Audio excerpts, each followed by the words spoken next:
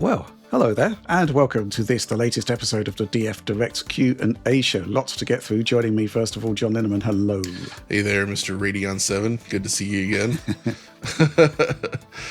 I love that card. Every time I get a comment on it. I actually had a conference call with somebody at AMD recently, and they had a Radeon 7 in the background, and I sort of turned the camera to show it, and I said, yeah, check this out. He says, wow, you got the limited edition one.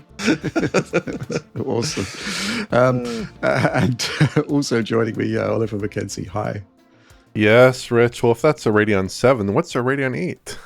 What do you think it is? Good question. Oh, Yeah. Something for the future. Okay, lots to get through, but first, this. This video is brought to you by PlayTracker, an app that connects to your various gaming platform accounts to combine and manage all your data in one easy-to-use place.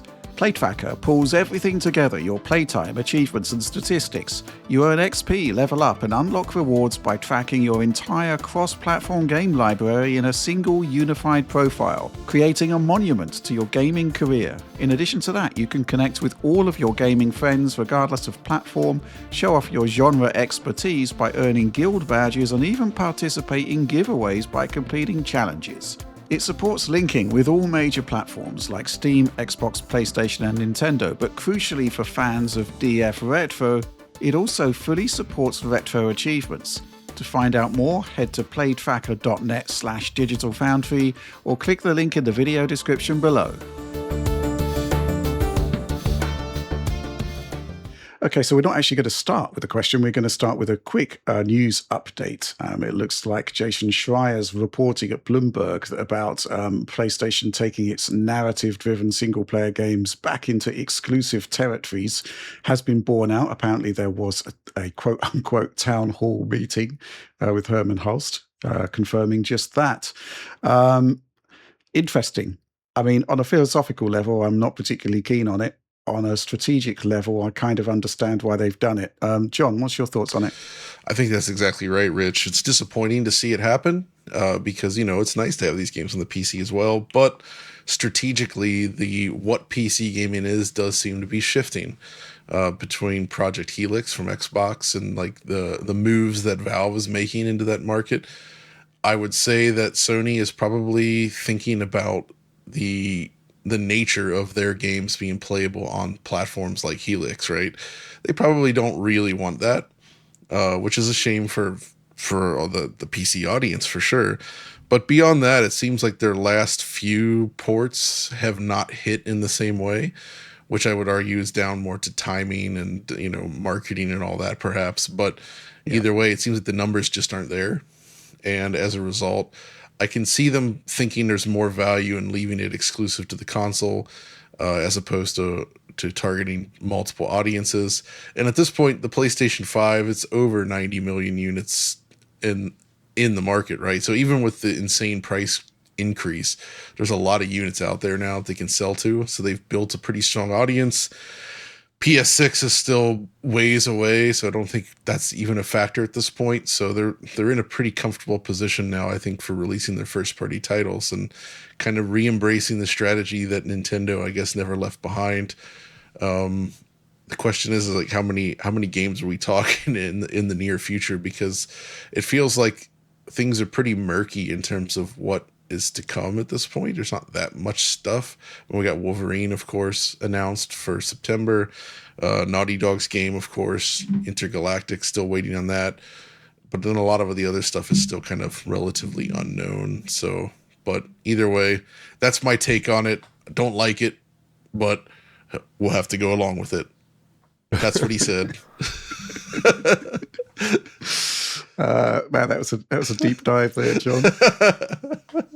Fans of the day-to-day might understand that reference. But anyway, Oliver, my sort of take on this is pretty straightforward. It's exactly what John says. The nature of what a console is clearly evolving for the likes of Valve and Microsoft, and the concept that what was an audience that was separate and distinct from PlayStation is becoming a bit more merged and a bit more murky. I can only assume that Sony has run the numbers and come to the conclusion that the concept of protecting PlayStation as a brand via exclusivity on these sort of tentpole games outweighs the revenue advantages of going multi-platform. Curious what you think about that. Yeah, I think that's definitely the case. And I kind of wonder if in recent times, maybe that revenue advantage from these games is being outweighed by the amount of brand damage that Sony is taking. Not just in terms of people not seeing PlayStation as the exclusive platform for Sony games, at least Sony first-party games, but also in the sense that you are having these alternative ways to play PC games. I've actually availed myself of one such way quite recently in the recent past 6 months or so quite heavily, which is just the Steam Big Picture mode on Windows, which my computer boots into, and like at least like the 90%, 95% of the time that it's working well, it does offer a somewhat console-like experience. It's not perfect. Obviously, Steam Machine would be better than that. Presumably, Project Helix would also be better than that. But like these are levels at which the PC is becoming a console-like device that we really didn't see before. And I do think that platform exclusivity is key to Sony's business, given that they are running a platform, given they do want their 30% odd cut of all revenue on the platform. Those things are very important to them. And they have a big platform to maintain. They have 90-odd million PlayStation consoles, PlayStation 5 consoles, as John mentioned. So that's kind of key to their business, I would think. I think it's a policy they could reverse at any time. And crucially, they never had a policy sketched out formally that's like, we will bring all Sony first-party games to PC. But this seems like a much more definitive, we will not bring all Sony first-party games to PC at this point, which I think is... for me personally, I would have loved to have played those games on PC, I think. But I think for Sony's business model, this just makes a lot more sense at the moment. Mm-hmm. Yeah, absolutely. Things are clearly changing. I mean, for example, there was a lot of effort put into PC versions of PlayStation games that were, Steam Deck verified, for example. They loved that. But I guess in a world where they've got their own handheld coming at some point, maybe that isn't such a good thing anymore, So I think, it's just this kind of change of the situation there where they've made the call. But, it's not going to affect their multiplayer titles, their live service stuff, which will continue to be cross-platform, which they've embraced wholeheartedly. I think it's the right decision in terms of what they're doing strategically, but man, there's millions, hundreds of millions of PC gamers out there that aren't going to be serviced by this move, which is not great. Guess you have to just see how it all plays out. The other thing I'm thinking about is what this means for a company like Nixie's, right? Right. Like their entire purpose was to port games to the PC. I guess this, conceivably they could still work on the multiplayer stuff, which I assume will continue to ship on PC, but Sony's killed off most of that, right? Like their whole initiative to do service games and online stuff is pretty much gone now.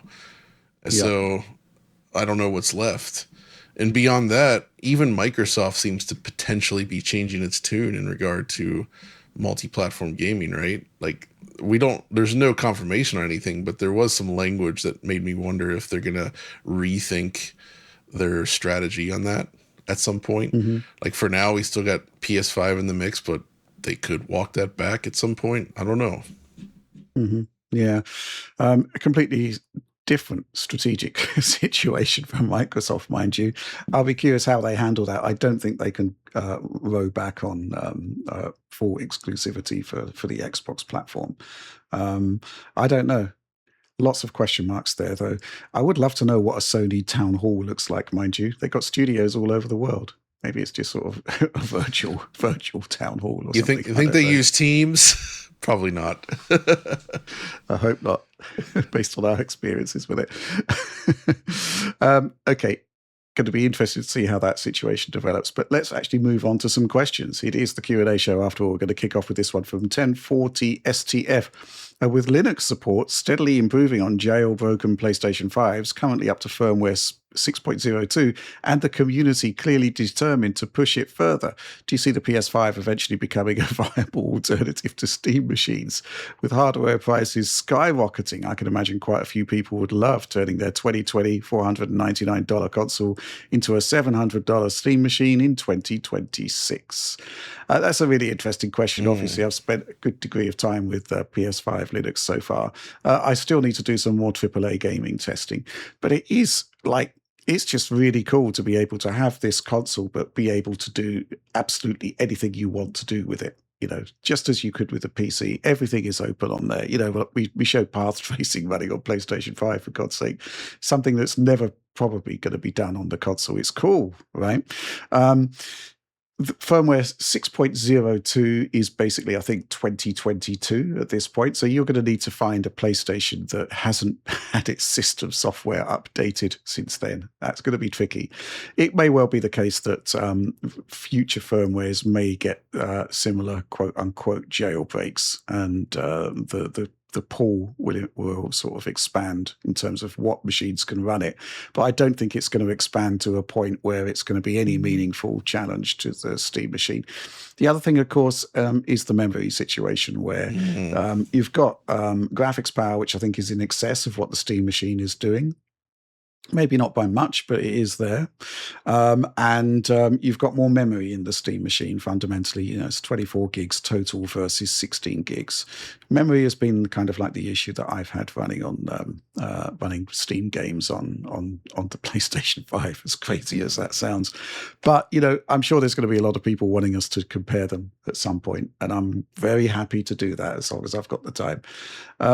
Oliver, thoughts? Yeah, I'd be interested to see a greater exploration of AAA gaming on the PS5 running Linux, because like you said, I think the RAM situation is just uncomfortable, where 16 gigs total sounds fine for a current generation console, but that's in a unified memory environment.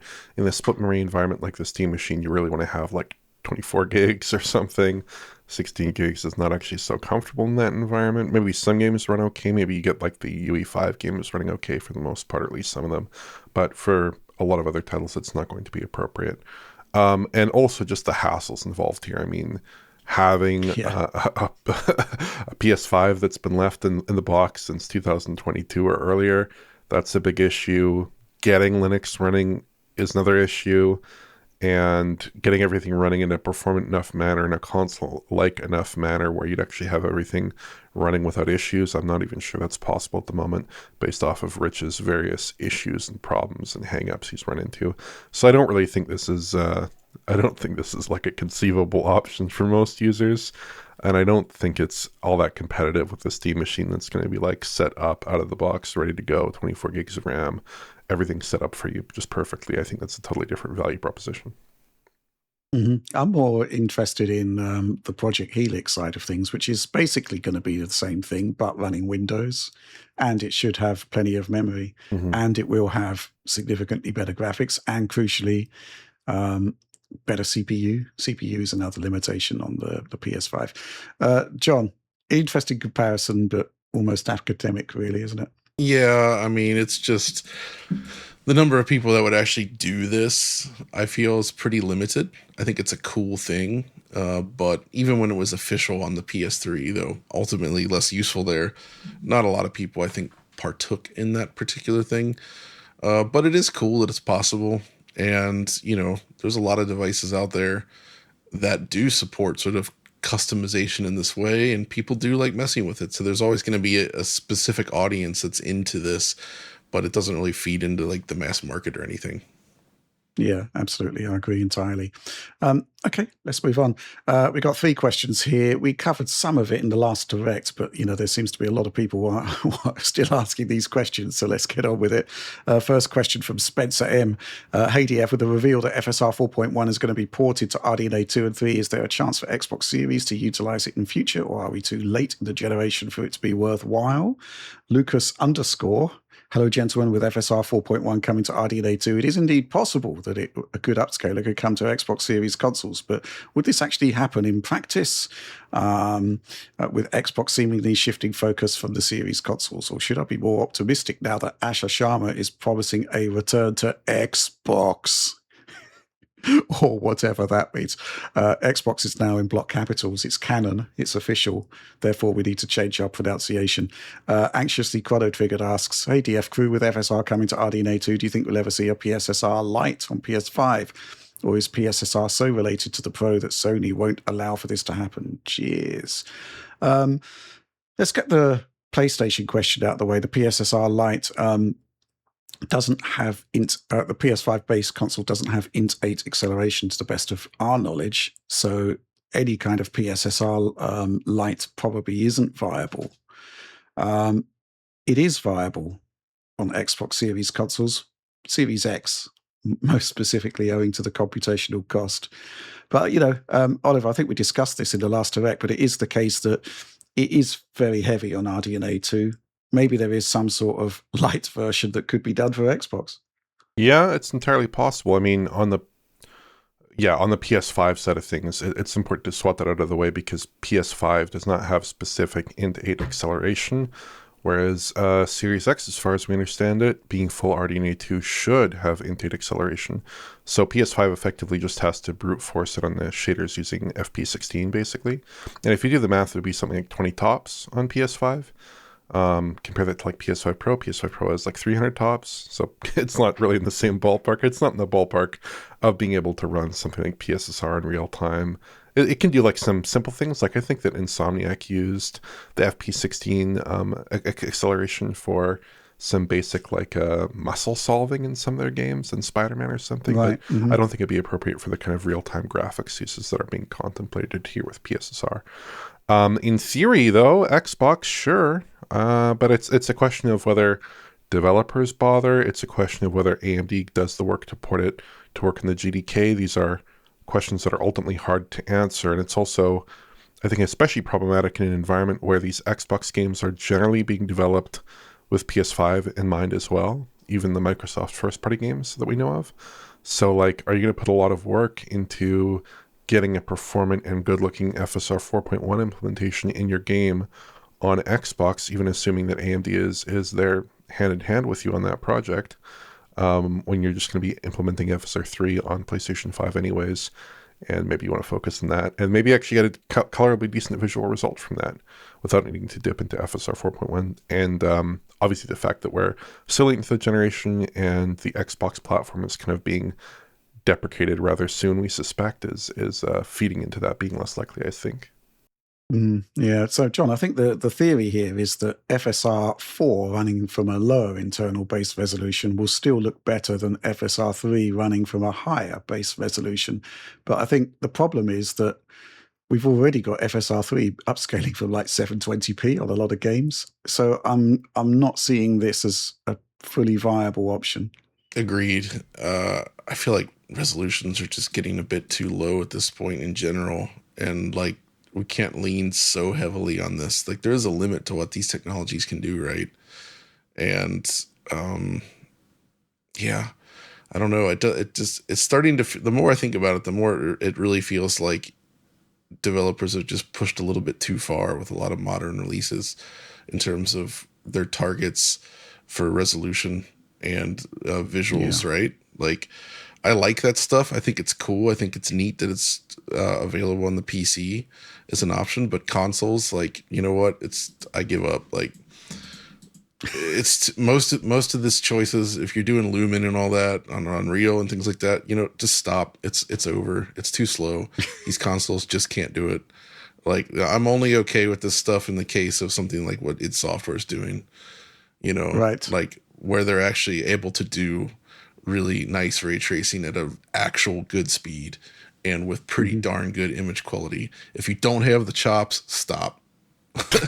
Basically. Fair enough. I think there is maybe one sort of possibly redeeming factor here that might make it possible for Xbox. Simply, if they're looking for a unified developer environment between Helix and Xbox Series consoles, then in theory, they've already talked about the new generation of FSR technologies going to Helix. If they're within that development kit, there may well be sort of leeway for stuff like upscaling, super resolution to actually go to series as well. The problem is, of course, exactly what we were talking about earlier, which is that with a lot of games actually targeting PlayStation 3, simply just PlayStation 5 rather, they can target PlayStation 3. That would be quite good. But if they're targeting PlayStation 5, which won't be able to run these technologies, there's a lot of questions to answer there in terms of like, frame time budgets. If there's a cheaper upscaler for PlayStation 5, which runs a lot faster, then what are you going to do on Xbox Series? Are you going to rebudget everything to fit in a computationally more dense scaler? Are you going to lower resolution? There's a lot of complicating factors, I think, there. But theoretically, it is possible. Okay, let's move on. Question here from Derp Derpington. Hi, DF team. As a console player in the PlayStation ecosystem, the only Xbox feature I envy is Quick Resume. Is there any reason that Sony couldn't implement a similar feature for the PlayStation 6? John, I don't see there being any reason that Sony couldn't implement a similar feature for the PS5, really. I mean, I think the main problem with Sony at this point is like their engineering focus, I guess, on that kind of stuff. Clearly, they have sort of settled into what the PS5 is, and they set aside specific storage and memory requirements, and it's kind of locked in at this point. It would be a nice feature to have, but I think it's not that useful this generation because of the speed of loading times on games. I mean, most games start up pretty darn quickly, and the biggest problem with waiting comes down to online games, and those are exactly the games that do not work well with Quick Resume most of the time. And in fact, Quick Resume itself can be really nice sometimes, but I also feel like it tends to get, like, sometimes games have issues and it gets stuck there, or it doesn't load up right. It has multiplayer or like some kind of server connection, and that always gets interrupted. Like, it just feels like it's never been fully baked, if you will. Like, it's always just a little bit finicky, and I don't really like using it that much. If loading times were way longer, like if we were talking like Xbox One, which is like, you know, every time you turn on Xbox One, the time to update, it's like an hour. You get into games, it feels like the system barely works at this point. Quick Resume would be a godsend on an Xbox One or a PS4 for that matter, though PS4 is nowhere near as bad. But Xbox One, yeah. For Xbox Series X, I mean, you play that thing, really, it's so fast at loading most games. Like, it just isn't really that necessary, especially when games allow you to cut out those company logos on multiple boots, which, by the way, Forza Horizon does this on Xbox. If you change settings and have to reboot, when the game restarts, it doesn't show the Playground Games and the Xbox logos. It just goes straight to the menu. Whereas on PC, you have to watch that stupid video every single time, which is maddening. So they at least thought about it on the Xbox. So credit where credit's due. That's one of the best features of this generation, is when games remove their logos after the first boot. Only reappearing maybe after a patch. So I would just say, in general, loading times are so much less of a problem this generation than we've ever had since cartridge days, that it's really just like, it's like a nice to have, but not a key feature, right? A big part of the problem is that you just have to reserve, I think, a fair amount of storage. Like, the Xbox only exposes, I think, like 800 gigabytes to the user, because they're reserving a fair bit of storage for Quick Resume to be able to dump the contents of multiple games to disk, which is a concern there, a big concern, especially next generation, when we expect storage prices to be quite high, and when we expect probably the consoles to ship with maybe 1 terabyte. I don't think 2 terabytes is on the cards, at least not for the base models. I think that's not going to happen. So 1 terabyte of storage does not go nearly as far if you're reserving 50 gigs or 100 gigs off the drive for the purposes of Quick Resume. I also just think, like, honestly, are people bothered by loading times this generation? I'm not really bothered by loading times this generation. Generally right, that's the thing. Yeah, like, you go into the system menu on PS5, and pretty much within about 30 seconds, I could click any game on the system menu and go into gameplay. I'm pretty sure within about 30 seconds. Like, the loading times are so quick now. Most of the time you're going to spend actually loading up that game is going to be spent in the various interstitial screens, like the promotional screens, the branding screens, whatever. And then also on PS5, they have that feature where you can go into activities, right? And those will launch you right into the game much more directly. So I actually don't think that... I think live activities... Not live activities. I think Quick Resume. I think Quick Resume is a feature that would seem more appropriate almost on last generation consoles and less appropriate on this generation of consoles. Although on last generation consoles it would be slow for other reasons, because there you have slow storage, right? But I don't think it's such a big issue, actually, that people really need that degree of speed. And it does work inconsistently, like John mentioned. I actually generally quit out of games when I close them on Xbox, just to ensure there's no quick resume behavior occurring. Wow, that's damning. you're Well, for actively testing looking to disable purposes, the feature. yeah, that's quite disruptive. Mm-hmm. I think just to close off the topic, I think there's going to be issues with the next generation because assuming they have more memory, that means that's the footprint of the games on your SSD is going to increase. And the question is whether we're actually going to get meaningfully larger SSDs within those new consoles. And based on the way things are going, I think I agree with you, Oliver. It probably will be 1 terabyte. In terms of like PlayStation 5, I mean, it could do it, but already, we've regressed from we went from 825 gigabytes to 1 terabyte back down to 825 gigabytes. So yes, they just want to conserve space on that, I believe. Interesting topic, nonetheless. I'm curious as to whether quick resume is actually going to persist into the next generation. I suspect probably yes, but yeah, I think there needs to be maybe some tweaking there. Okay, let's move on. A question here from Salman. Thoughts/comments on Arjen Bruzy formerly of Guerrilla Games and Epic headlining development of a new games engine, the immense engine. What are you looking for from a new engine being built from the ground up? Features, perf, AI neural rendering, etc. Also, seeing how Unity is still losing money plus Epic's layoffs. What's a long-term sustainable revenue model despite having a Fortnite clone? Do you think we can see something come out of this before we all retire? Man. Okay, that's not great. I've got to give kudos to Salman there for correctly spelling gorilla with the 2 R's because a lot of people don't. Ah, yes. It's like Soul Calibur and the way people spell caliber. Yeah, I mean, I'm just reading through some of the articles that have surrounded this announcement, and it's a curious sort of idea here. Arjen saying no one is currently making an engine that is fully European hosted, built by Europeans, and complies with European rules and guidelines. I'm curious as to whether that's actually something that's actually required. Arjen knows his stuff. So I'm assuming there must be something to it. Oliver, what do you think?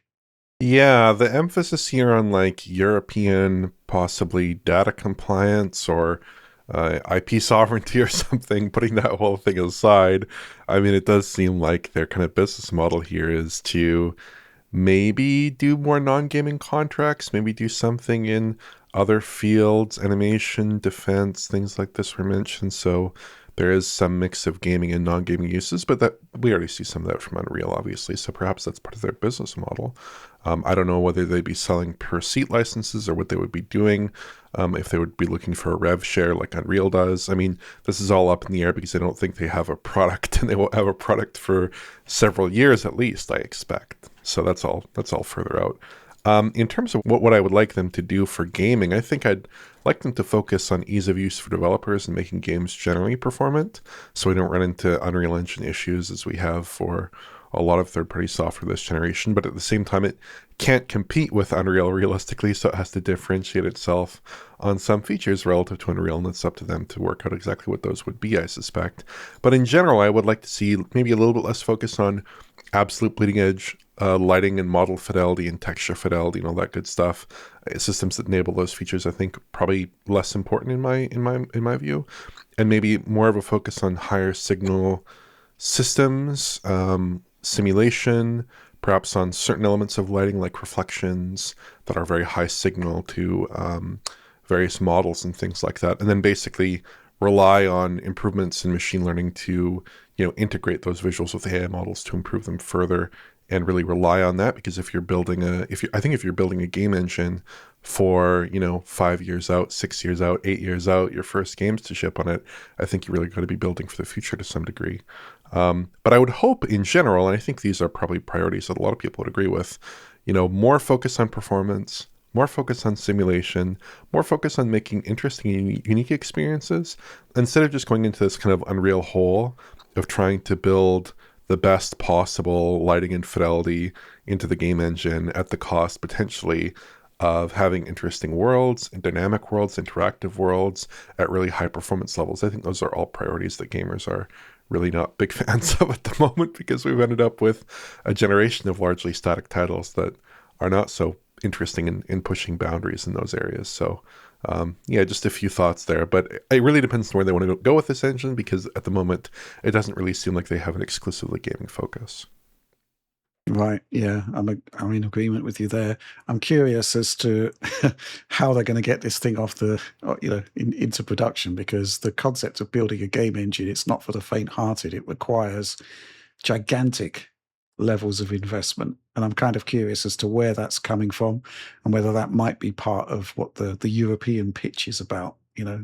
Having some degree of sort of compliance with everything the EU does. Potential funding opportunities there. I'm not sure. Any final thoughts, John? I'm of two different minds on this. On one hand, I greatly respect what he's achieved over his career, so I'm certainly interested in listening to what he has to say on this. Obviously, like, people might not remember like how impressive Jazz Jackrabbit was back in the 90s, but seriously, the PC at that time was terrible at side-scrolling games. It did not have the hardware that was suited to it, right? Like, it was not designed to move like a tile map around at high speed. In most games, like all the stuff from Apogee, for instance, they ran at like 20 FPS at best, which was awful compared to what you saw on consoles. But then he comes along with Jazz Jackrabbit, and while it doesn't have the complex scrolling of a Mega Drive game, it runs at 70 frames per second, and it's very, very smooth. And even did like a Mode 7 style stage, and for the bonuses, it's really, really impressive, right? And then obviously the stuff with Guerrilla Games and all that, there's a lot of work here. Great, great stuff. And I think there is room for another engine. And if he does allow, if games are part of this, we've already seen that Godot engine, while not huge, has started to make some inroads. That's a Latin American developed engine. And more smaller developers are using it, which I think is kind of neat. So there is potential there. And I think people are increasingly fed up with some of the things happening with Unreal and Unity. So there might be some more openness to trying something new, especially with somebody like this behind it. At the same time, in the piece on Video Games Chronicle, they have some quotes where he talks about the full integration of AI and how, like, if you're smart and know how to put a good framework of AI agents to work, you can do the work of 10 or 15 people and whatever. I don't like that kind of talk, but it is what it is. So I'm not hugely big on this push for AI, which kind of shoots down some of the positive stuff, but I'm still willing to see where it goes and see what they can achieve. So yeah, that's kind of where I stand. Yeah, agreed. Just curious as to, it's kind of weird, right? Because you read this and you think, how is this viable when you look at, how big Unity and Epic are as companies to service these engines. Then you have Iron coming out saying, hey, I'm going to do my own engine. I suspect if it was anybody other than him, Right, he'd probably be discounting it. But this guy knows his stuff. yeah, he knows his stuff. So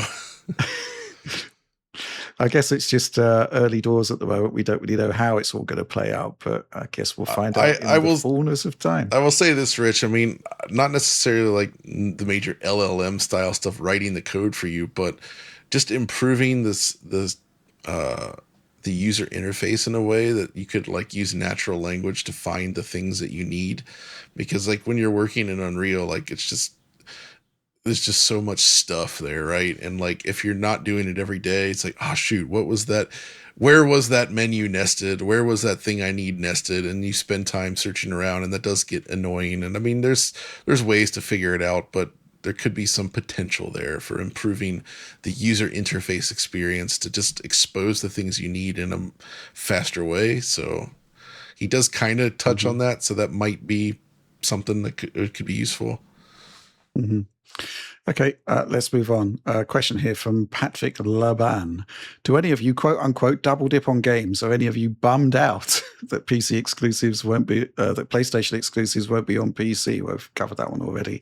Should I get GTA 6 at launch or wait for the PC release? Context: I played Death Stranding 2 on base PlayStation 5 and I wish I could wipe my memory and experience it again for the first time on my RTX 5080 rig. John, do you double dip? Sometimes depends on what the game is and what the version brings to the table. I used to do that more when like PC, if we had like a console game and then it would come to PC, because back in the day console performance was pretty lousy a lot of the times, Yeah. right? So of course, something like GTA 5, for instance, which has sold like a bajillion copies at this point. Like, yeah, I first played through it on PS3, and that version, while super impressive for the hardware, it does not run well. It runs well considering the scope, but it's not a stable 30 FPS, right? You can get a pretty amazing experience on a modern platform. So when that happens, I like that.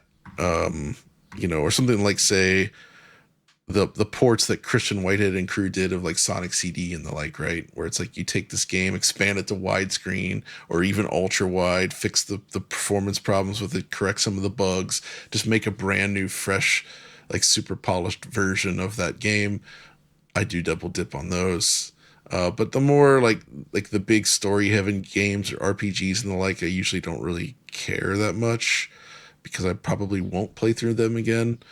If anything, it really just comes down to my curiosity, which is, why we do DF work, right? Like sometimes I just want to see like, all right, how does this run? But it usually goes in reverse where I was like, I'll have played like a superior version. And then I want to see like, oh, how the heck does like an original Xbox One handle Jedi Survivor?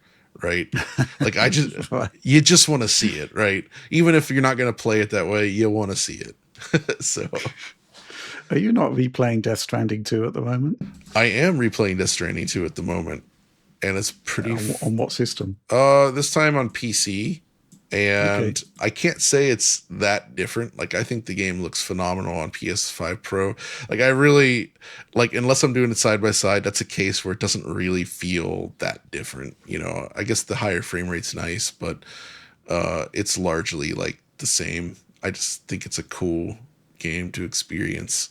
And I was thinking about it recently, so I just went through the underwater section when you first fight Neil, I guess, or not the first time, but where I like that because you can like jump really high because you're underwater, so it completely changes the battlefield. So that's quite fun. Nice. Oliver, are you a quote unquote double dipper? Well, historically speaking, I've double dipped quite a few times on Switch and Switch 2 because I feel like that's kind of a categorically different experience. Oftentimes an interesting portable experience, and I just enjoy looking at games that have been downgraded. Back in the day, I remember even like it was like 2006 or so, I played Half-Life 2 on the original Xbox after playing it on my reasonably high-end PC just to get a sense of what that experience was like because I enjoyed the downgrades in some sense. And getting to play a game on a portable system, pretty cool.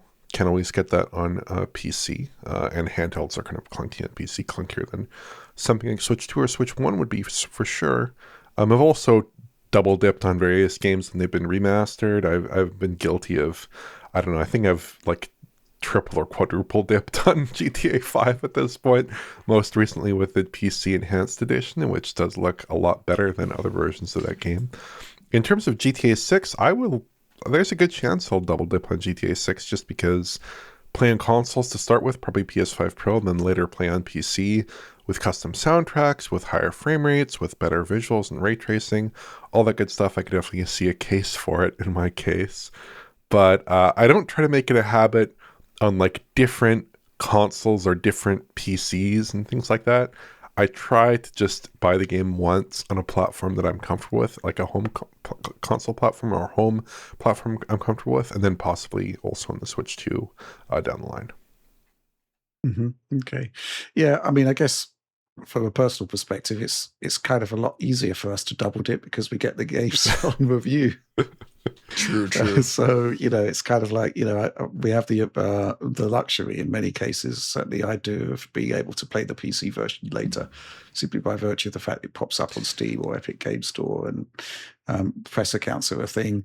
I typically do like to play on the PC to begin with, though. I'm curious, very curious about GTA 6, though. I might well have to play it twice to see what it's all about. By the way, I'm curious, Oliver. Were you? I forget your age, so I'm wondering, were you playing games when Half-Life 2 came out, and did you experience it at launch? It wasn't at Cool. launch. It was in Or 2005. around then. Okay, so like just 2005. a little after then. I was 10, I guess, but I really had to beg my mother because we got a new PC with an Athlon 3800 Plus and a 6800 GT, an NVIDIA 6800 GT. Oh, perfect. And Wow. I was primarily using it for World of Warcraft at the time. But I had to really beg her to get into like the Doom 3s and the Half-Life 2s. And I would show her footage of these games and try to convince her, hey, it's not that violent. But of course, almost invariably, any footage from Doom 3 looks horrifically violent. But in the end, I did get my way, thankfully, and I was able to play those games. In part because I think my cousin had come over, my cousin from South Africa had come over and had showed me these games running on his laptop. So I'd already been desensitized to them to some degree, to her chagrin. So I did get my way on those. But yeah, I was playing games at the time. But they were like my first PC, my first like M-rated game, stuff like that. Nice. I think it's going to be, if we're right and GTA 6 launches at 30 FPS, then I think there's probably going to be a lot of double dipping going on for the PC version. Yeah. But, that's just sort of... That's their strategy. That's just sort of conjecture at this time. I think the other thing which might well happen next generation, we may well see a lot of quote unquote remasters or upgrades, which introduce path tracing. I can kind of see that being a thing as a way to refresh older games. Maybe it would be like 30 frames per second modes with path tracing for last gen stuff. I don't know, but I suspect that the way things are going at the moment, game publishers are going to be really, really keen on making you buy the same game more than once. Okay, let's move on. Final question, actually 2 questions in one. Stu Monster asks, Yo Deefa, ! Which way did you vote in Asher Sharma's poll, Xbox or Xbox? Zephyr, with Xbox being rebranded to Xbox, will you guys be pronouncing it in all the caps now, just like WOG? Well, what can I say? I voted against block capital Xbox, but clearly I'm in the minority. John, thoughts?